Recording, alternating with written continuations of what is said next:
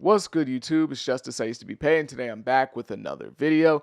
And in this video, I'm going to be talking about how old heads are running the rap game right now. But before I get into that, make sure you leave a like, comment, and subscribe. Do all those things. It helps me out a ton. Now, about a year ago, I dropped a video titled Rap is Getting Older or something of that sort, where I talked about how a lot of the top stars in rap were getting older and to a level that we really hadn't seen before. You know, they were pushing 40, in their early 40s or in their mid to late 40s. This stands even more true, though, now than it did a year ago, as we're coming off the heels of this new Clipse album, Let God Sort 'Em Out, where Pusha T, 48 years old, and Malice, 52 years old, dropped their first album together in like 15 years or so. And they ended up dropping probably the album of the year. Now, it's still July. Other stuff is going to come out, but I think people are going to have a hard time topping what Clipse just did with this new project. Old rappers have, dropped great albums in the past, so it's not like this is anything new, but this time it just feels different. Nas and Killer Mike have been dropping great albums well into their 40s for years now, so it's not like mind-shattering or groundbreaking that Clipse can drop a great album in their 50s. Where things are different this time, though, is their place of relevance in modern hip-hop. This Clipse album transcends age. It's not just older fans or old rap fans enjoying this album. There isn't anyone who is, a serious platform or a serious rap personality who talks about mainstream rap who hasn't discussed this album, whether they like it or not, or they're just talking about the drama with Travis Scott. Like, everyone has been talking about this album. Even somebody like XQC, who isn't really into rap like that, even he has talked about this album, even if it's negatively. Like, it's everywhere. When older rappers drop albums, they typically kind of fall to the background and they end up just being for that rapper's original audience that they've had for 20 to 30 years or something like that. When Nas drops an album, he's not typically gaining new fans. He's pretty much just dropping it for the people that already love Nas, or he's not really getting attention from people outside of his fan base. And that's not me trying to be disrespectful or anything like that. And I'm sure people have become Nas fans. I'm not saying that every person that ever listened to these new Nas albums were already a huge fan of his, but I'm just saying in general, it was typically for his reserved fan base, and he wasn't really getting an outreach into modern hip hop with his new projects. In my opinion, this is even true for the really popular older rappers like Eminem. Even though Eminem is still one of the best-selling rappers in the world, I would argue he's not relevant to the modern rap scene, as he's really just making music for his fans that already exist, but the wider culture isn't really talking about Eminem anymore. They're not discussing him and ranking his modern music and seeing who he matches up against and if he's still one of the best out. Like, that's just not really happening. You don't see constant blog posts about Eminem or hip hop Twitter stopping whatever they're doing to discuss his music for weeks on end after he drops it. This new Clipse album isn't just for their original fans who are coming back to enjoy their music again. It's also for Gen Z. Gen Z's listening to it too. People like myself who either weren't born yet or were too young to remember Clipse at their peak in the early 2000s. And it's kind of funny as well that the main competition for this album is the new Jack Boys album, which is seen as like the young people music. And Jack Boys is a collective or a label that's owned by Travis Scott. He's the main guy. He's the main star of Jack Boys. He's also the same guy who responded to Pusha T dissing him by calling Pusha T old.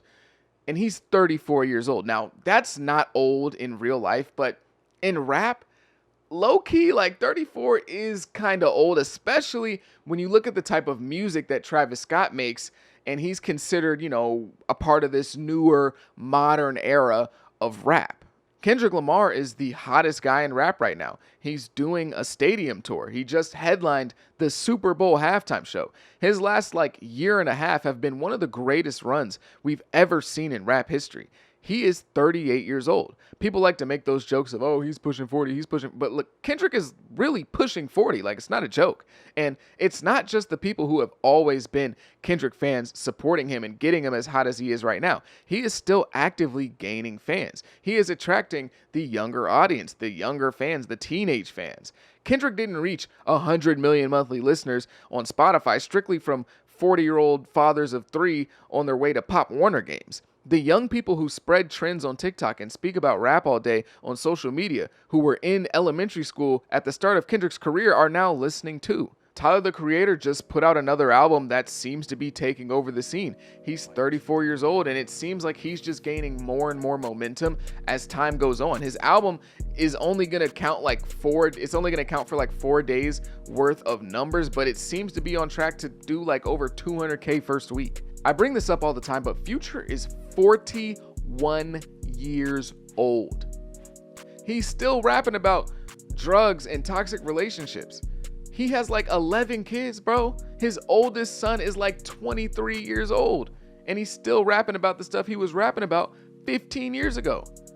I know Drake is cool and buddy-buddy with Aiden Ross and Kai Cenat, but he's not in their age group. He turns 39 this year.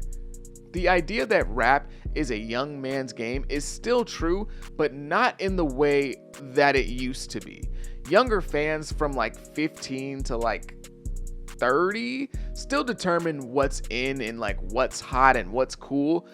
They still are the drivers of what makes the charts and who has the most cultural currency and who's selling the most. It's just that now young people aren't only selecting other young people to have the juice. In sports, athletes typically start to fall off once they pass the age of like 33. Maybe they still find ways to be great, but you see their explosivity, speed, jumping ability, and just overall physical ability deteriorate. By the time they hit 35 and up, most of them are retiring or at the very end of their career and nowhere near the player they used to be, unless you're LeBron James. But this is just simple human biology. Our bodies peak athletically if you're active around like 27. Once you pass that, it's natural to decline. Yet we often saw a very similar timeline in rap, and I never understood that. Rap is not an athletic venture, but rappers fell off at the same time as athletes. Hypothetically, you would think rappers would be able to get better or at least stay hyper relevant into their 40s, as rapping is a mental activity only, and you only lose mental capacities at a noticeable rate until like much later in life. By 2010, 50 Cent had fully fallen from the heights he was at in the peak of his career in the early 2000s, where he was one of the biggest stars in music, period, and he was around the age of 35. When Wayne kind of fell from one of the centerpieces of rap around like 2015, he was 33.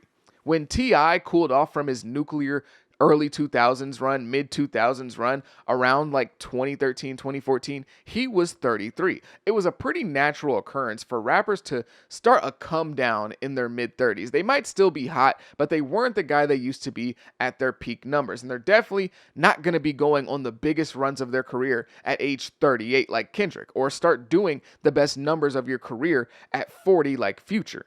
The main outlier for this, though, has been Jay-Z, as it doesn't matter if he's 25, 45, or however old he is today. If he were to drop some music, an album, or maybe even like a feature, he is still going to be the topic of discussion. We saw this with his album 444 that he dropped when he was like 43, 44, so somewhere in the range of like his mid 40s, and that album ended up being one of the most important pieces of rap music and rap media of the 2010s decade. Now Jay-Z is the exception, he's not the rule, so him doing that maybe didn't mean that much for like everyone else, but at the same time, maybe it did, because he was the first rapper to really do that, be at that advanced age, again, advanced for rap, and be so dominant to the culture.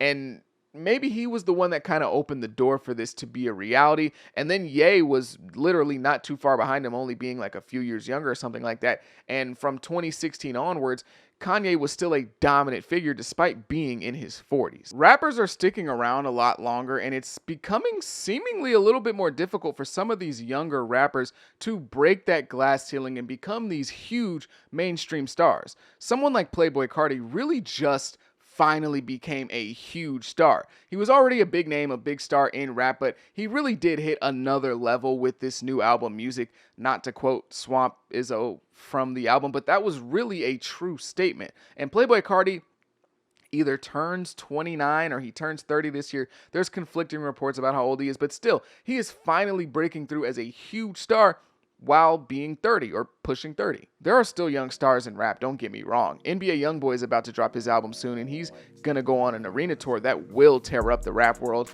and he's 26. It's just that these old heads are sticking around, and they're not just going away. I predict that Freddie Gibbs' next album, Alfredo 2, might have a similar effect as the Clipse album, where it picks up more steam than you'd expect.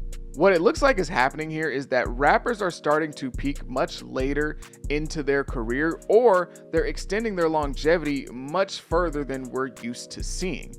Rappers used to peak around the ages of like 25 to 30, something like that. Now rappers can peak much later into their career. Whether you're peaking numbers wise like a Future or Kendrick Lamar, or you're dropping arguably the best album in your discography like Clipse. I would theorize that rappers being able to do this is due to rappers getting a bit smarter and a little bit better at rap as they get older and gain more experience, but at the same time still being able to connect with the younger audience via the internet and social media. Rap was always seen as a genre that you could grow out of. You're too old to be a rapper, or like the game said a long time ago, you're 38 and you're still rapping, which is one of the worst aged bars in the history of rap. This was because of the stereotypical topics that come with rap: money, violence, turning up in the club, and things of that nature. But I think as rap hit 50 years old, it truly has evolved, and not just in the way of like, oh, young people and new generations are finding new sounds and using hip hop in different ways and thinking outside the box. The genre has grown so much now that it's not just a space for young people only. 50-year-olds can now carve out a space for themselves in hip hop and not feel like they're forcing it or feel super out of touch. Older rappers are adapting and have developed in a way in which their career can extend well into their middle age. But if you made it this far, I greatly, greatly appreciate you. Make sure you leave a like, comment, subscribe. Let me know if you disagree, agree, whatever you got to say. If you made it this far, I still appreciate you either way. Have a good day. Be safe. Be blessed. I go by the name of Pay. Peace.